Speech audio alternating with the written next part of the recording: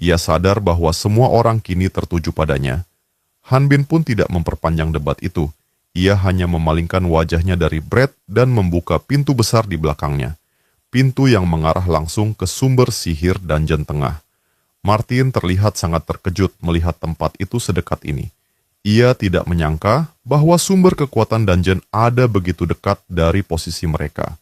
Artise menjelaskan bahwa meskipun mereka berhasil menaklukkan sumber sihir ini, dungeon kawah kemungkinan besar tidak akan hilang. Hal ini karena dungeon kawah merupakan kumpulan beberapa dungeon yang tersebar di seluruh lembah kawah. Artinya, meskipun satu dungeon berhasil dibersihkan, masih banyak lainnya yang tersisa. Han Bin merasa lega, karena itu berarti mereka belum perlu meninggalkan kota dalam waktu dekat. Brett, yang berdiri di sisi Han Bin, memperhatikan sebuah artefak di tengah ruangan. Artefak itu memancarkan cahaya memukau yang membuatnya terpukau seketika. Namun Martin segera memperingatkannya bahwa setiap artefak pasti dijaga oleh monster penjaga. Brett mengangguk cepat, mengaku bahwa ia sudah sangat sadar akan hal itu. Tak lama kemudian, kebenaran dari perkataan Martin pun terbukti. Seekor laba-laba raksasa muncul dari bayangan, menatap tajam ke arah para pemburu. Martin mengidentifikasi monster itu sebagai jenis yang dapat melontarkan racun dari jarak jauh dan menyarankan agar mereka bekerja sama untuk menyerang bagian kakinya terlebih dahulu. Ia menyuruh Brett menjaga para spiritualis sampai ada aba-aba, tapi Brett tidak tahan hanya diam di tempat. Dengan penuh semangat dan keserakahan, ia berlari mendekati monster sambil berteriak bahwa ia tidak akan membiarkan kelompok lain merebut hadiah ini darinya. Karena seseorang harus melindungi spiritualis, Martin meminta Han Bin dan Artise untuk tetap di belakang dan menjaga para gadis. Sementara ia dan rekannya akan bertindak sebagai penyerang utama. Berbeda dari Brett, Han Bin mematuhi perintah Martin tanpa banyak bicara. Di sisi lain, Artise mulai merasa ada sesuatu yang aneh, tetapi Han Bin memilih diam dan hanya akan mengamati untuk saat ini. Brett rupanya berencana menggunakan taktik kilat yang pernah mereka diskusikan sebelumnya.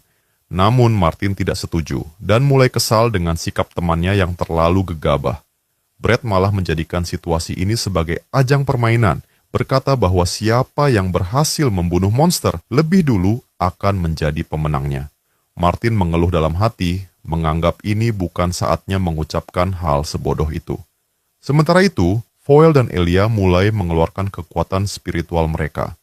Elia membangun dinding pelindung, sementara Foel mengurapi senjata dengan sihir untuk memperkuat serangan. Mereka menciptakan pertahanan kokoh terhadap serangan racun dari sang laba-laba raksasa. Artise yang menyaksikan mereka dari belakang tak bisa menyembunyikan rasa kagumnya. Ia mengakui bahwa kedua spiritualis itu luar biasa dalam menjalankan peran mereka, menempatkan pelindung pada posisi yang tepat dan waktu yang akurat, serta mendukung rekan-rekan mereka dengan buff yang kuat. Berkat mereka, monster itu kini tak mampu lagi meluncurkan serangan jarak jauh. Di garis depan, kedua pemburu mulai mengubah strategi. Mereka sepakat untuk menyerang kaki sang monster terlebih dahulu sebelum mengincar bagian kepalanya. Artise yang menyaksikan pertarungan itu menyadari bahwa meskipun para pemburu ini tidak bisa dibandingkan dengan sahabatnya yang berasal dari bumi, mereka tetaplah veteran yang berpengalaman. Han Bin pun mengakui hal yang sama, tapi dalam benaknya, ia merasa bahwa bos dungeon ini terasa sedikit lebih lemah dari yang ia perkirakan. Ketika akhirnya monster itu tumbang, para spiritualis bersorak riang. Mereka merasa bangga karena berhasil menyelesaikan dungeon ini sebagai satu tim. Brett pun mengakui bahwa ini adalah pertama kalinya mereka berhasil menaklukkan sebuah dungeon secara penuh. Kemenangan ini bukan hanya menandai prestasi pertama mereka sebagai kelompok, tapi juga membuka lembaran baru dalam pertempuran mereka di dunia dungeon yang semakin dalam dan penuh rahasia. Dengan tangan terulur ke arah Martin untuk sebuah tos cepat, Brett mengajak rekannya itu menuju distrik keempat. Ia yakin di sanalah tiket mereka untuk menjadi pemburu papan atas. Namun, sebelum sempat menerima ajakan itu, Martin, strategis kelompok mereka, mendadak lenyap begitu saja di hadapan mata, menghilang seperti ditelan udara. Kejadian itu membuat Brett dan anggota tim lainnya terperangah. Brett mengangkat kepalanya dan mendapati pemandangan mengerikan. Seekor laba-laba raksasa level 50 telah muncul. Ratu Tarantula berdiri di hadapan mereka, Ukurannya setara dengan seluruh platform tempat mereka berpijak. Dialah bos sebenarnya dari dungeon ini. Sebenarnya, tingkat kematian di dalam dungeon tidak setinggi yang dibayangkan para pemburu. Itu karena sistem komisi yang diberikan sesuai dengan level monster yang harus mereka taklukkan. Tapi ada satu masalah besar. Para pemburu tidak memiliki alat untuk mengukur level monster secara pasti. Maka, satu-satunya cara untuk mengumpulkan informasi adalah dengan mengandalkan laporan dari para pemburu yang berhasil selamat setelah menghadapi monster tersebut. Semakin banyak monster yang ditemukan, semakin banyak pula data yang tersedia. Namun, metode ini tidak berlaku untuk makhluk unik seperti Ratu Tarantula. Dan karena itulah, sebagian besar pemburu tewas saat menghadapi boss dungeon. Brett terpuruk, tak bisa menerima kenyataan bahwa Martin telah lenyap begitu saja. Tidak ada seorang pun yang memperingatkan mereka tentang keberadaan makhluk ini di dalam dungeon kawah. Ratu Tarantula mulai mengisi serangan balok sihir, berniat melumpuhkan Brett dalam sekejap. Namun tepat di saat genting, Artise si penyihir muncul dan menyelamatkan Brett dari serangan maut itu. Brett terkejut, tak menyangka penyihir yang berada di level yang sama dengannya rela mempertaruhkan nyawa demi melindunginya. Artise menjelaskan bahwa dirinya pernah menghadapi serangan sihir pantulan sebelumnya, dan itulah sebabnya ia bisa menahan serangan balok sihir dari Ratu Tarantula. Ia juga mengaku bahwa semua tongkat sihirnya telah habis digunakan. Brett yang masih diliputi rasa iri dan bingung bertanya-tanya dalam hati, penyihir macam apa yang rela mengorbankan tongkat sihirnya sendiri. Namun, musuh yang mereka hadapi kali ini bukan hanya menyerang dengan sihir. Ratu Tarantula mengayunkan kakinya ke arah Artise dan Brett, berniat menghancurkan mereka berdua dalam satu serangan. Brett dengan berani maju ke depan, mencoba menahan serangan itu dengan tubuhnya demi menyelamatkan Artise. Tapi sebelum serangan itu mencapai mereka, Han Bin tiba-tiba muncul dan memblokir serangan tersebut dengan kekuatan luar biasa. Han Bin memberitahu bahwa para spiritualis telah berhasil dievakuasi dan seharusnya sudah dalam perjalanan keluar dari dungeon. Brett segera menyarankan agar Han Bin dan Artise juga ikut kabur, memanfaatkan tubuh Ratu Tarantula yang besar dan lamban sebagai keuntungan. Namun ketika ia menoleh ke belakang, ia mendapati Han Bin sedang berdiskusi dengan Artise mengenai rencana naik ke punggung sang Ratu Tarantula. Artise menduga bahwa kulit luar monster itu terlalu tebal, dan tanpa keterampilan pedang seperti milik Han Bin, menusuk tubuhnya tidak akan menghasilkan apa-apa. Tapi Han Bin menyadari bahwa bahkan dirinya pun tidak bisa menembus tubuh monster itu hanya dengan satu serangan. Brett yang mulai panik akhirnya ikut bicara, mempertanyakan apa sebenarnya yang mereka bicarakan. Ia menyarankan agar mereka segera pergi dan melaporkan hal ini ke guild. Jika mereka mati di sini, para pemburu lain yang datang tanpa tahu apa-apa juga akan bernasib sama. Namun, Artise sudah tahu risiko itu. Dan justru karena itulah mereka harus membunuh Ratu Tarantula agar makhluk itu tak lagi menjadi ancaman. Brett mulai berkeringat deras, udara sekitar terasa begitu mencekam. Ia tak bisa berkata-kata melihat Han Bin dan Artise tetap tenang di tengah situasi yang nyaris menghancurkan mereka. Ia menilai mereka berdua pasti belum banyak pengalaman. Ia mencoba menjelaskan bahwa monster yang sedang mereka hadapi jauh dari kata normal. Ini bukan bos dungeon biasa. Tiba-tiba, Han Bin menyuruh semua orang menutup telinga. Tanpa banyak penjelasan, ia melemparkan pedangnya seperti proyektil. Artise cepat tanggap dan langsung menutup telinganya, sementara Brett yang tak siap terhempas jauh akibat dampak dari lemparan tersebut. Brett menatap tak percaya saat pedang Han Bin menancap ke tubuh Ratu Tarantula. Ia sempat mengira Han Bin menggunakan tombak karena bisa menembus kulit keras monster itu. Tapi saat melihat lebih dekat, ia menyadari bahwa itu hanyalah pedang besar. Cahaya mulai menyala dari pedang tersebut. Brett yang mulai memahami situasi, mencoba memperingatkan mereka bahwa monster itu akan menyerang balik. Namun peringatan itu tak pernah sampai. Matanya membelalak lebar saat menyaksikan tubuh Ratu Tarantula meledak hebat. Ledakan itu membuat pedang panjang Han Bin dan tongkat sihir Artise terlempar dan jatuh di dekat Brett. Ia segera menyadari bahwa mereka telah menempelkan tongkat sihir ke pedang Han Bin dan memicu ledakan dari dalam tubuh monster. Ia terdiam, terpana oleh kreativitas luar biasa dua orang yang semula ia anggap remeh. Sang pejuang Valtera menerima tambahan 238.110 poin pengalaman, menambah totalnya menjadi 351.250. Saat melihat notifikasi panduan, Han Bin menyadari bahwa jalan yang harus ia tempuh masih panjang.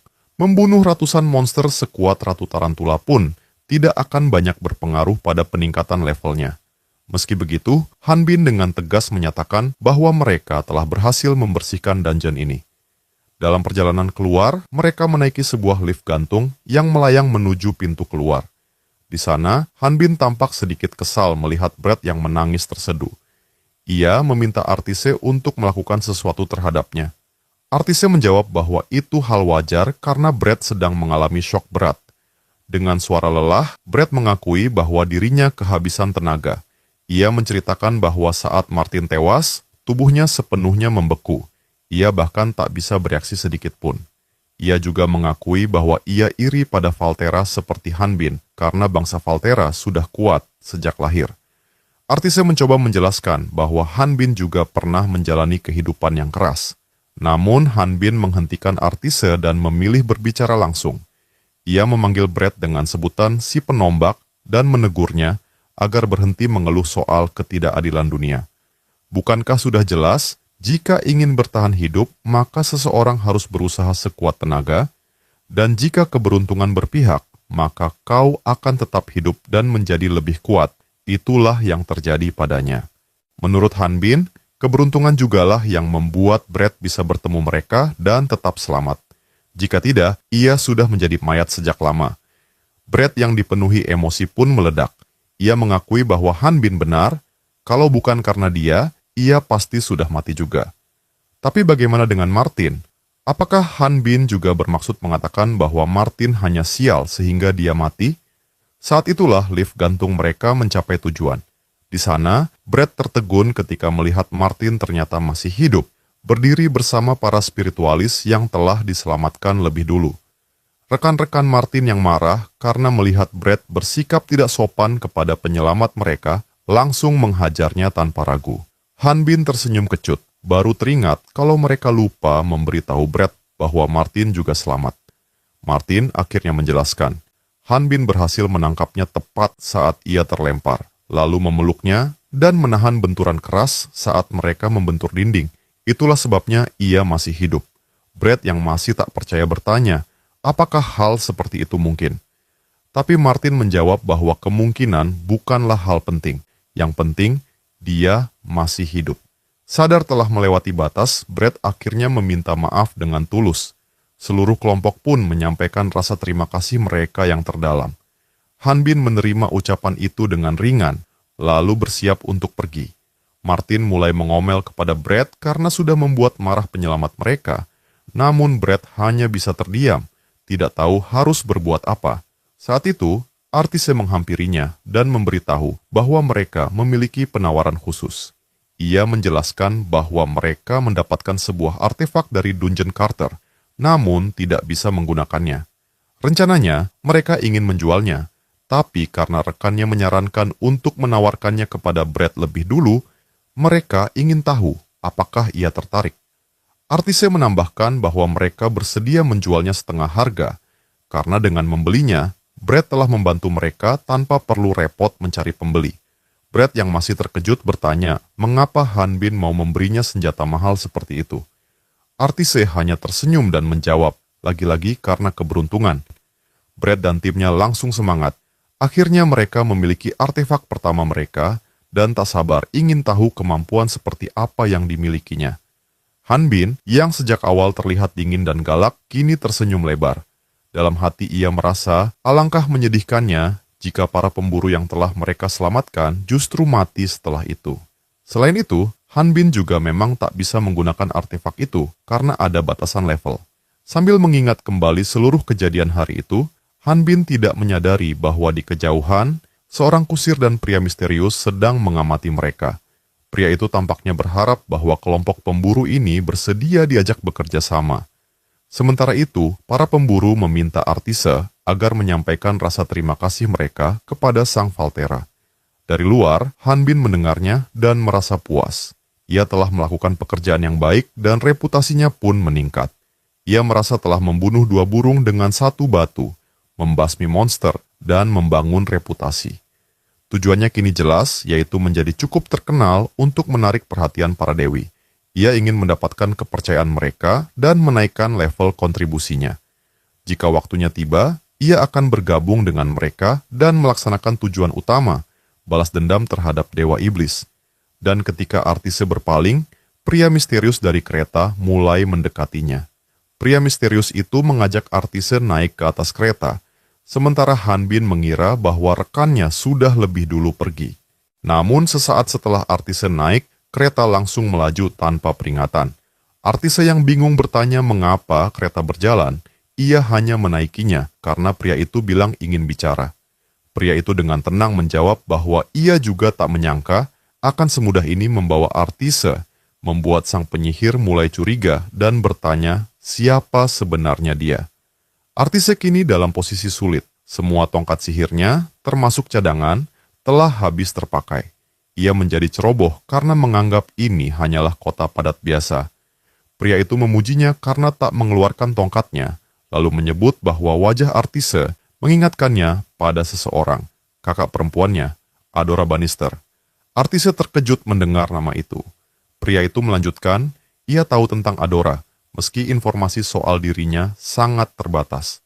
10 tahun lalu, Adora berjuang bersama 4 pahlawan melawan naga besar jahat, yang kemudian melahirkan organisasi Upper Draconium, sebuah kelompok pengawas naga besar. Jika Adora masih hidup, dia pasti telah menerima berkat para dewi.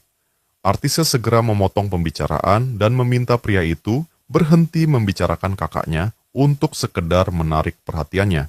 Ia ingin langsung ke inti maksudnya.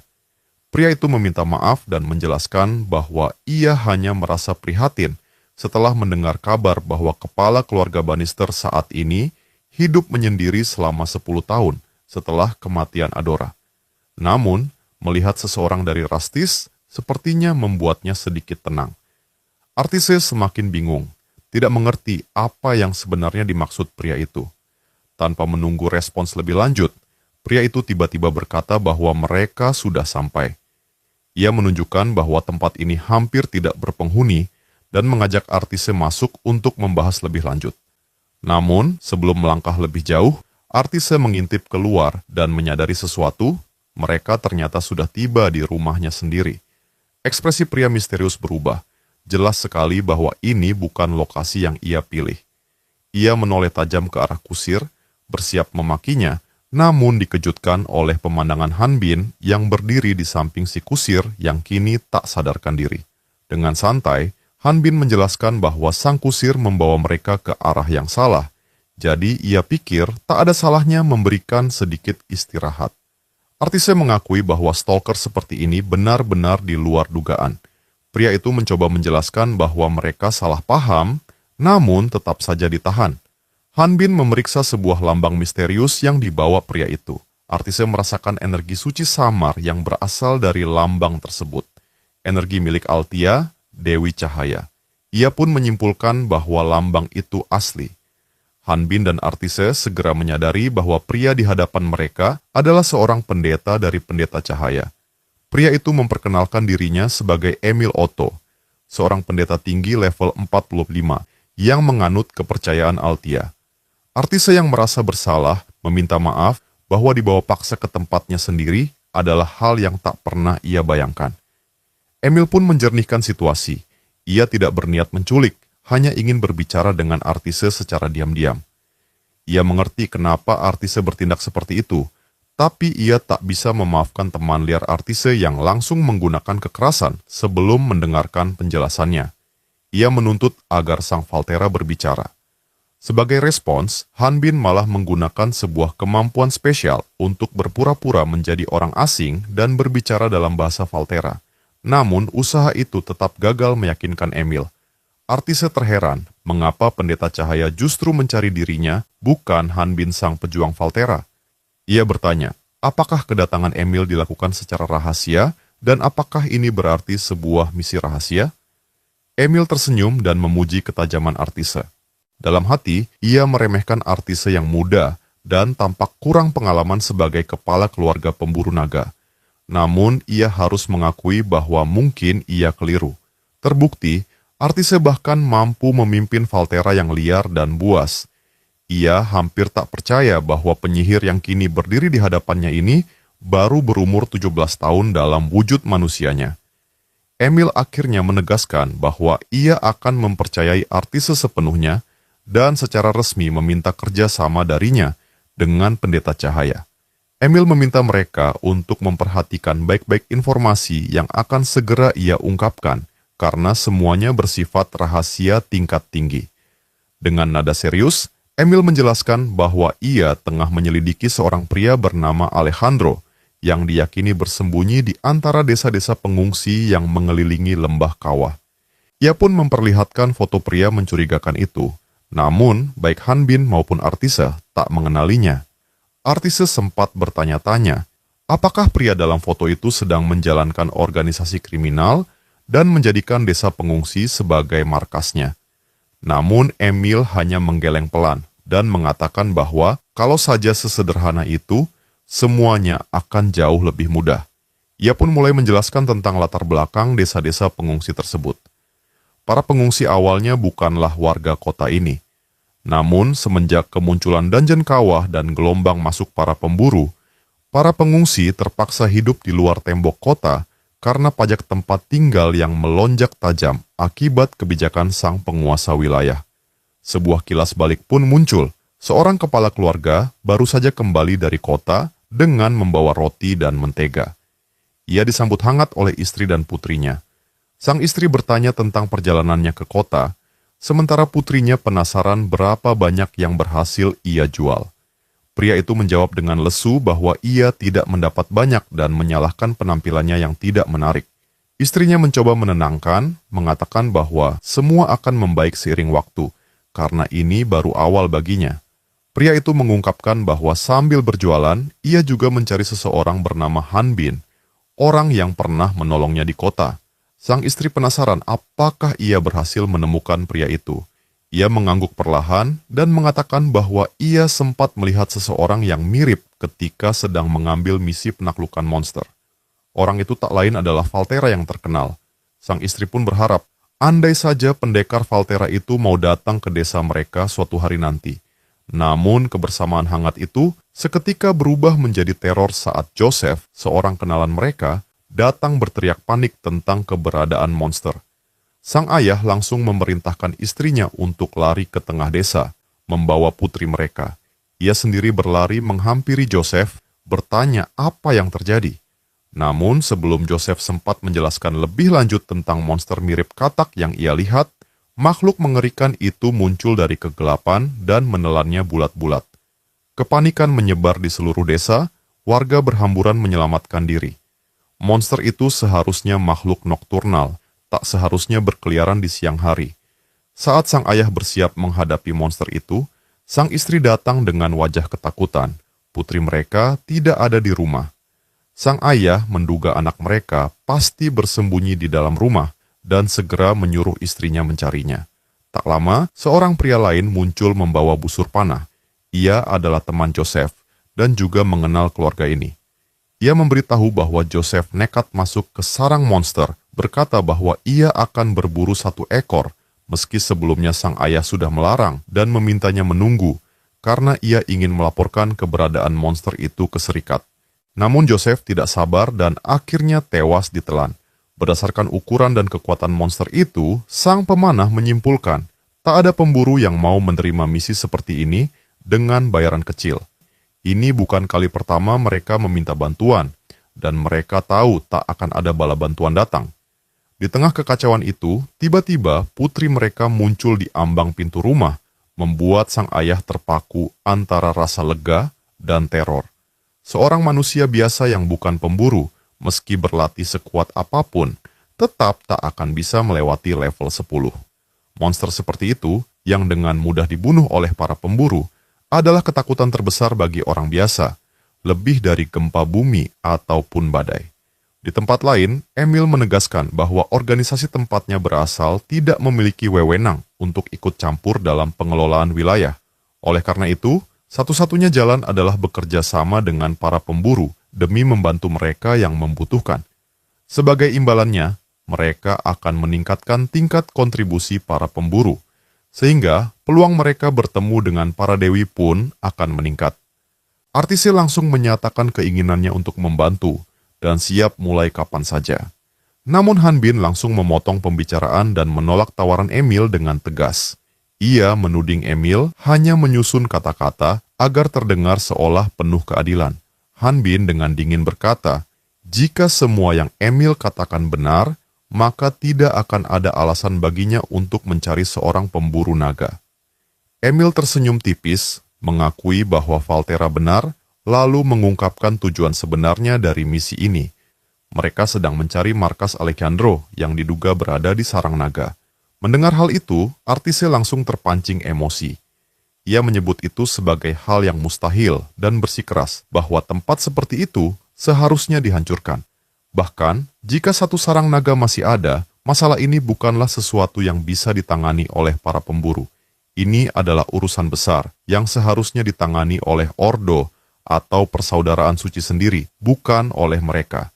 Emil menyatakan bahwa organisasi mereka sebenarnya ingin langsung melakukan penyelidikan menyeluruh terhadap Alejandro.